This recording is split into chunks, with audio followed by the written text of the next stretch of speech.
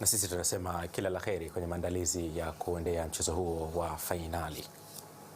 Watanzania wamehamasishwa kuongeza hamasa, mapenzi na mshikamano kwa timu zao za taifa ili kuwapa nguvu wachezaji kupambana na kuwakilisha taifa katika mashindano mbalimbali ya kimataifa. Mohamed Skuzi kutoka Dar es Salaam anaeleza zaidi. Hayo yamesemwa na msemaji wa timu za taifa Haji Manara wakati akieleza mikakati na kusisitiza kuwa mipango hiyo ni sehemu ya michezo nchini yenye lengo la kuongeza ubora, kuvutia wadau na kuinua hadhi ya mchezo kimataifa. Kurejesha hamasa, si kwamba haipo, lakini ni kuiboost zaidi.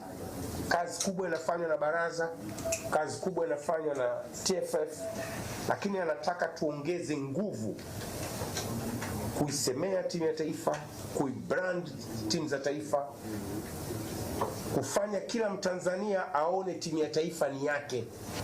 When it comes kwenye national team, kila kitu kinakuwa kiko pembeni. Maslahi ya nchi yanawekwa mbele. Tunaweza tukatofautiana hata kimitazamo ya kisiasa, lakini timu ya taifa ikicheza, maana yake fahari ni kwa Watanzania wote bila kujali itikadi zao, na ndicho tunachotaka kwenda kukifanya. Wakati huo huo, afisa habari wa TFF Clifford Marion Ndimbo ametoa taarifa ya kocha mkuu wa timu ya Taifa Stars Miguel Gamondi ya kuwaongeza kikosini wachezaji wawili kutoka timu ya taifa ya Under 17 Serengeti Boys, Lukman Baleseli na Kasim Juma, kuungana na wenzao kwenye mchezo miwili ya kirafiki ya kalenda ya FIFA. Kocha wa timu ya taifa ya Tanzania Taifa Stars Miguel Gamondi amewaongeza kwenye kikosi wachezaji wawili kutoka kwenye kikosi cha timu ya taifa chini ya miaka 17 Serengeti Boys, Lukman Mbalasalu pamoja na Kasim Juma kwenye kikosi ambacho kitacheza michezo miwili kwenye kalenda ya FIFA.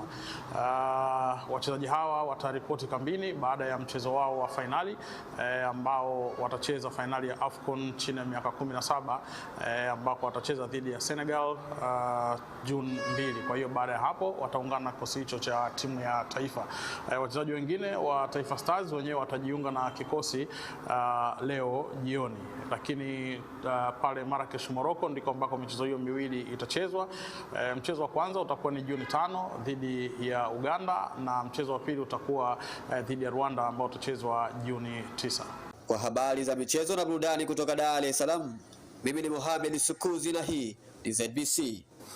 Na mtazamaji, taarifa ya Mohamed Skuzi na tuondoa hapa nyumbani na kwenda kuangalia taarifa nyingine za michezo kwa uga wa kimataifa.